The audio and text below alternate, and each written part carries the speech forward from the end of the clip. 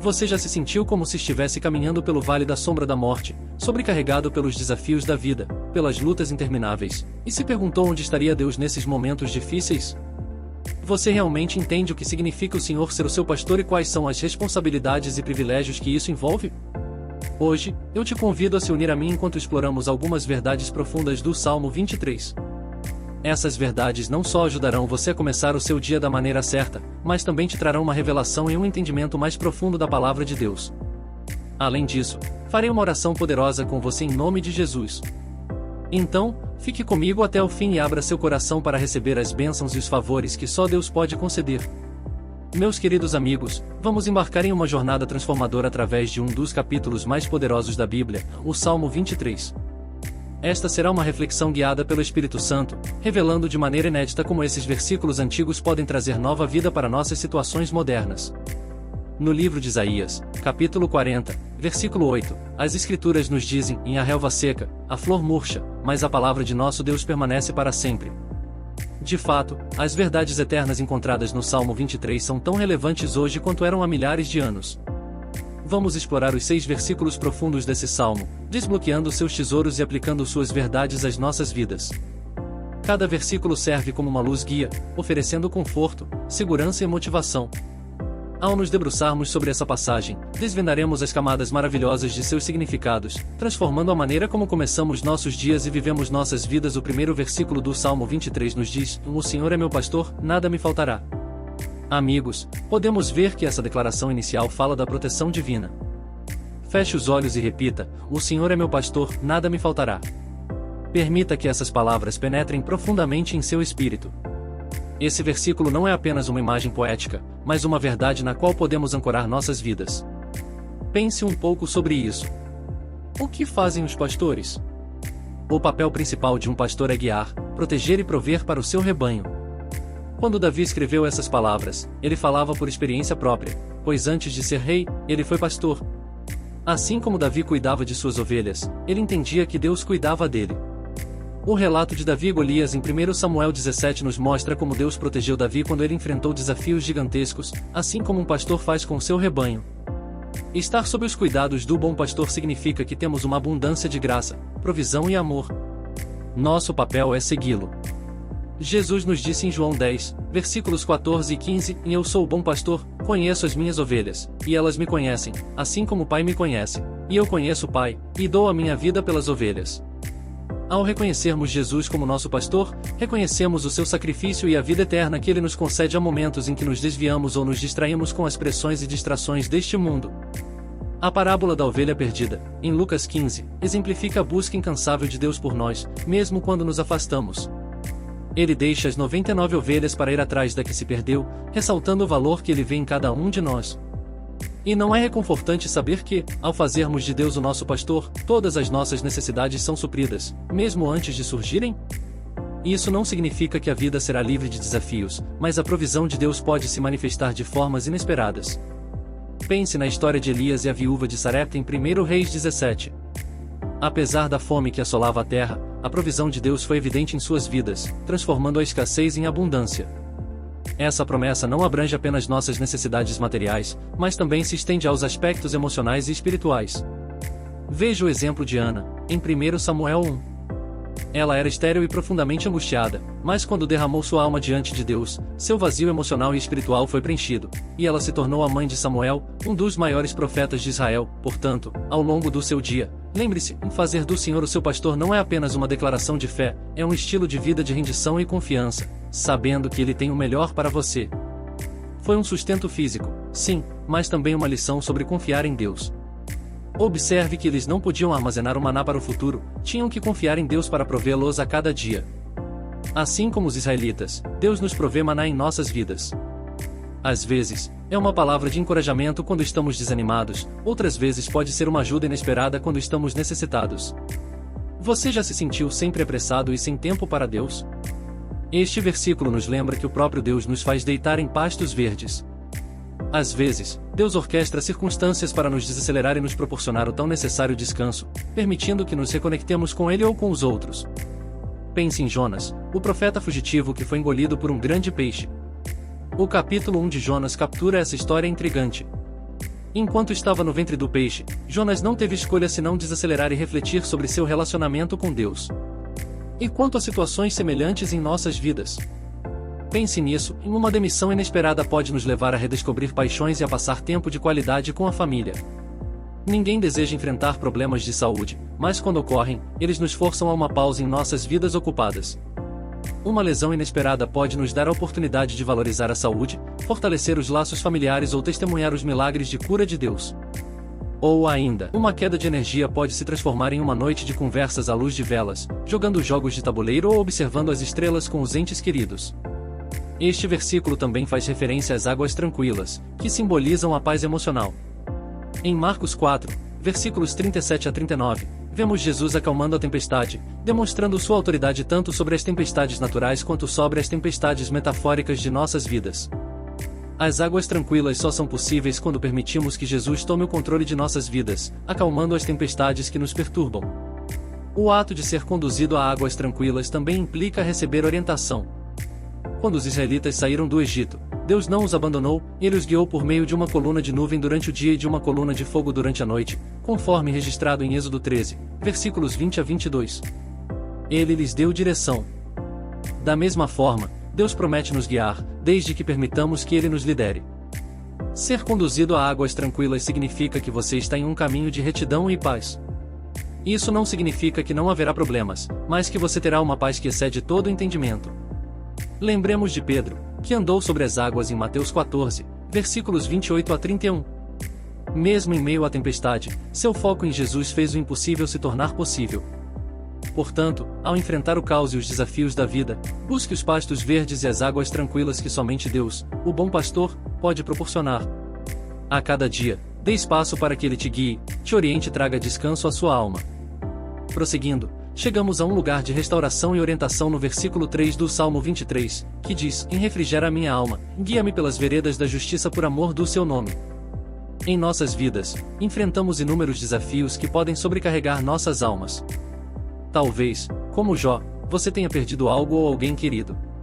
Talvez, como o filho pródigo em Lucas 15, versículos 11 a 24, você tenha se desviado e esteja buscando a restauração de Deus. Aqui, Deus nos assegura que Ele pode restaurar nossas almas. A restauração de Deus é completa, não se trata apenas de recuperar o que foi perdido, mas de ser totalmente renovado. A história de Naamã, em 2 Reis 5, apresenta uma imagem clara dessa restauração. Naamã era um comandante poderoso, mas sofria de lepra. Um simples ato de obediência à instrução de Deus, por meio do profeta Eliseu, não apenas curou sua lepra, mas também o levou a reconhecer o verdadeiro Deus. Sua alma foi restaurada em vários níveis. Deus também promete nos guiar pelas veredas da justiça. Lembremos de Daniel, um homem justo que foi lançado na cova dos leões por sua fé inabalável, conforme registrado em Daniel 6. No entanto, mesmo lá, Deus o preservou. Daniel foi guiado pelo caminho da justiça, não porque fosse perfeito, mas porque estava comprometido em fazer a vontade de Deus. Observe a frase por amor do seu nome. Deus nos guia não para nossa própria glória, mas para a dele.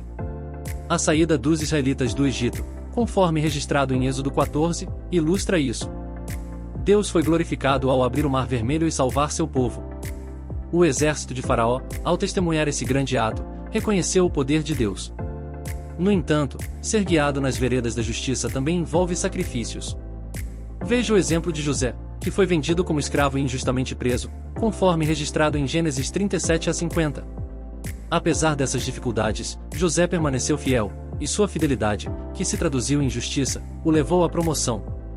Esse caminho não foi para o benefício de José, mas para o cumprimento do plano de Deus e para a glória do seu nome. Se algum dia você se sentir perdido, lembre-se deste versículo. Deus não apenas promete restaurar sua alma, mas também garante que Ele o guiará pelas veredas da justiça, por amor do seu nome. Confie nele para endireitar seu caminho, assim como fez com Ruth, uma viúva moabita que escolheu o caminho da justiça e se tornou ancestral de Jesus Cristo. Meus amigos, ao avançarmos para o 4º versículo do Salmo 23, lemos: Ainda que eu ande pelo vale da sombra da morte, não temerei mal nenhum, porque tu estás comigo, a tua vara e o teu cajado me consolam. Observe a frase sombra da morte. Todos sabemos que as sombras podem ser assustadoras, mas elas não têm vida. A sombra da morte, portanto, pode sinalizar perigo, mas não precisa significar o fim. Vamos considerar Sadraque, Mesaque e Abed-nego, no capítulo 3 de Daniel. Eles foram lançados em uma fornalha ardente, em um verdadeiro vale da sombra da morte e saíram ilesos. Eles puderam atravessar isso porque sabiam quem estava com eles. A vara e o cajado de Deus simbolizam disciplina e orientação. Hebreus 12, versículos 5 e 6, nos diz: Filho meu, não desprezes a correção do Senhor, nem desanimes quando por ele fores repreendido, pois o Senhor corrige a quem ama. Pode parecer contraditório dizer que a disciplina é reconfortante, mas, nesse caso, é. Ela mostra que Deus se importa o suficiente para nos corrigir, garantindo que andemos no caminho certo. O cajado, frequentemente utilizado para apoio e direção das ovelhas, o cajado representa o papel de suporte de Deus em nossas vidas. Deus não apenas nos corrige, mas também nos sustenta. Ele é a nossa rocha, o nosso alicerce. Vemos isso exemplificado na vida do apóstolo Paulo, que enfrentou inúmeras dificuldades, como naufrágios, espancamentos e prisões. Apesar de todas essas provações, Paulo encontrou conforto na orientação e na presença de Deus. Em 2 Coríntios 12, verso 9, ele declara: A minha graça te basta, porque o meu poder se aperfeiçoa na fraqueza. É interessante que Davi fale sobre o conforto vindo da vara e do cajado, pois esses são instrumentos usados para guiar e corrigir, e não são geralmente associados com conforto. No entanto, o conforto vem da segurança que eles oferecem. Lembre-se da história de Esther, que arriscou sua vida para salvar o seu povo. Esther 4, verso 16, captura sua decisão corajosa de agir, apesar dos riscos. Ela encontrou conforto na orientação e na disciplina que recebeu de seu primo Mordecai e no Deus que ela servia. Meus amigos, o conforto nem sempre vem de evitar problemas ou escapar de desafios. Às vezes, ele surge ao saber que estamos andando em obediência à vontade de Deus, mesmo quando isso nos leva a atravessar o vale da sombra da morte. Como Josué, que liderou Israel em inúmeras batalhas para conquistar a terra prometida, devemos caminhar sem medo, confiantes de que a vara e o cajado de Deus nos guiarão e protegerão. Seguindo adiante, meus queridos amigos, o versículo 5 do Salmo 23 transmite uma mensagem poderosa: Prepares uma mesa perante mim na presença dos meus inimigos, unges a minha cabeça com óleo, o meu cálice transborda. Este versículo nos leva da imagem do pastor para de um anfitrião generoso, enfatizando a constante provisão e proteção de Deus. A ideia de preparar uma mesa sugere uma ação intencional. Deus não faz as coisas de maneira aleatória, ele planeja com cuidado. Podemos ver essa intencionalidade na história de Abraão e Sara, em Gênesis 18. Mesmo em idade avançada, Deus já havia preparado um futuro que incluía o nascimento de Isaque, algo que parecia impossível do ponto de vista humano. Preparar uma mesa na presença dos inimigos parece um paradoxo, uma contradição irônica. No entanto, isso implica que, mesmo em meio a situações difíceis, as bênçãos de Deus sobre nós são ininterruptas. Isso nos lembra da história de Neemias, que foi encarregado de reconstruir os muros de Jerusalém diante da oposição. Seus inimigos tentaram distraí-lo e intimidá-lo, mas Neemias permaneceu focado.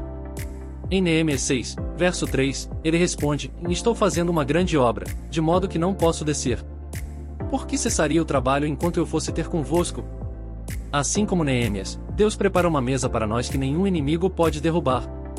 Ser ungido com óleo é um sinal de escolha e capacitação divinas.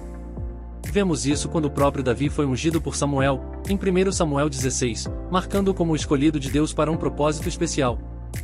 Quando Deus te unge, isso serve como um sinal tanto para os reinos terrenos quanto para os espirituais de que você está sob a autoridade divina. Meu cálice transborda simboliza abundância. Deus não dá de forma limitada, ele dá generosamente. A história do azeite da viúva, em 2 Reis 4, ilustra isso perfeitamente. Eliseu disse à viúva que reunisse jarros vazios, e sua pequena quantidade de azeite milagrosamente encheu todos os jarros disponíveis. O seu cálice não apenas se encheu, ele transbordou. Portanto, seja qual for a sua situação, mesmo que você se sinta cercado por inimigos ou caminhando sozinho, lembre-se de que Deus preparou uma mesa para você, te ungiu e fez o seu cálice transbordar. Essas palavras não são apenas de encorajamento, mas fazem parte da sua herança divina. O Senhor te abençoará abundantemente, a ponto de até mesmo seus inimigos não conseguirem negar o que ele tem feito por você. O versículo 6 nos diz: Certamente que a bondade e a misericórdia me seguirão todos os dias da minha vida, e habitarei na casa do Senhor por longos dias. A imagem de que a bondade e a misericórdia nos seguirão pinta um quadro muito claro. Este versículo sempre traz grande conforto à minha alma, e espero que o faça também por você. Certamente que a bondade e a misericórdia me seguirão todos os dias da minha vida nos lembra do amor incansável de Deus ao longo de nossa jornada. Lembre-se da história de Zaqueu. Jesus o procurou, e, como resultado, a bondade e a misericórdia não só o seguiram, mas o alcançaram. Em Lucas 19, versículos 9 a 10, Jesus disse: Hoje veio a salvação a esta casa, pois também este é filho de Abraão, porque o Filho do Homem veio buscar e salvar o que se havia perdido. Assim como esse encontro transformador com Jesus, nós também podemos encontrar redenção e graça quando abrimos nossos corações para Ele. Habitar na casa do Senhor para sempre não é apenas uma esperança futura, mas uma realidade presente. Estevão, enquanto estava sendo apedrejado, viu os céus abertos e o Filho do Homem em pé à direita de Deus. Mesmo em seus últimos momentos, ele estava habitando na presença do Senhor. Este último versículo é um resumo de uma vida sob a orientação divina, como a de Noé, que encontrou graça aos olhos de Deus e foi preservado durante o dilúvio. Uma vida guiada por Deus é caracterizada por bondade e misericórdia. Agora, ouça bem, a bondade e a misericórdia de Deus não dependem de nossas ações. O brilho da bondade de Deus se revela mais intensamente quando reconhecemos quem Ele é de verdade e quando buscamos arrependimento e perdão, esforçando-nos para viver uma vida justa. Pense no ladrão na cruz, que, mesmo em seus últimos momentos, sem tempo para corrigir os erros do passado ou viver uma longa vida de retidão, reconheceu Jesus como quem Ele realmente é. Em Lucas 23, verso 42, o ladrão disse: Senhor, lembra-te de mim quando entrares no teu reino. Ao proferir essas palavras, ele demonstrou um profundo reconhecimento da divindade e soberania de Cristo. O termo Senhor não é usado levianamente, é um título reservado para alguém com autoridade, poder e domínio. Ao chamar Jesus de Senhor, o ladrão estava reconhecendo sua autoridade suprema, sua posição como mestre e soberano sobre tudo. Além disso, ao se referir ao teu reino, ele reconheceu o reino eterno de Jesus. Portanto, o ladrão na cruz não viu Jesus apenas como um homem, mas como o Rei dos Reis e Senhor dos Senhores. Em seu breve e sincero apelo, ele capturou uma compreensão profunda de quem Cristo realmente é.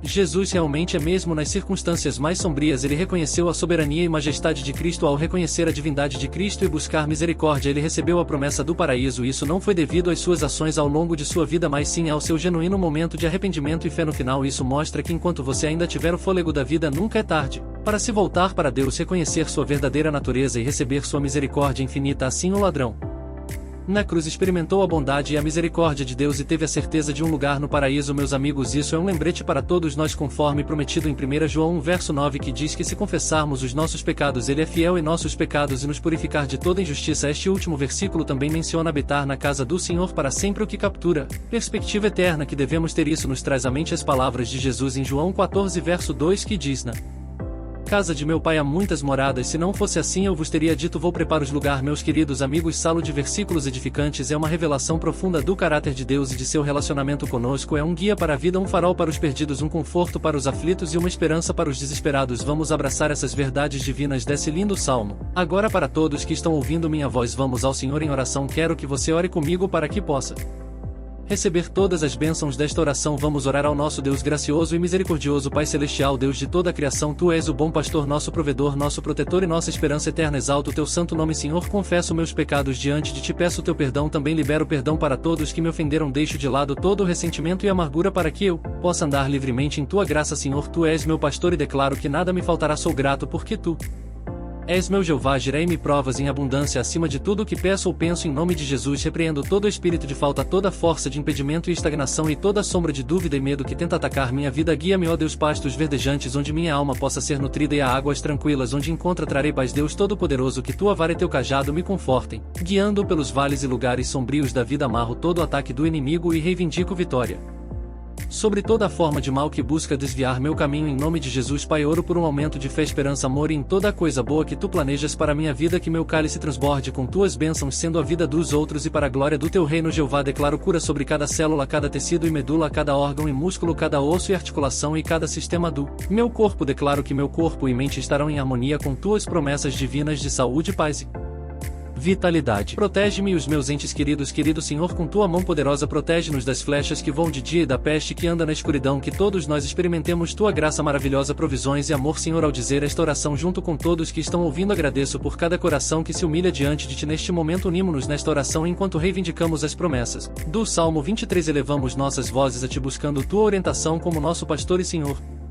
Agradecemos por nos guares a lugares de conforto, nutrição e paz. Pai Deus, oramos pela restauração de nossas almas e por veredas de justiça que magnifique teu santo nome. Senhor, em unidade amarramos todo espírito de enfermidade, confusão, preocupação, depressão, vício e desespero que possam nos afligir. Reivindicamos vitória sobre eles em nome poderoso de Jesus. Abriga a paz celestial em nossas idas e vindas, e enquanto caminhamos por vales e montanhas, Pai misericordioso, que tu nos leves de um lugar de escassez para um lugar transbordante de abundância, e de uma estação de necessidade para uma vida inteira de tua abundante provisão. Senhor, prepara um banquete de bênçãos diante de nós, mesmo na presença de nossos inimigos. Tua bondade está nos perseguindo. Declaramos que tua bondade e misericórdia nos seguirão todos os dias de nossas vidas e habitaremos em tua casa para sempre. Obrigado, Senhor, por ouvir e responder minha oração. Em nome poderoso de Jesus eu oro. Amém.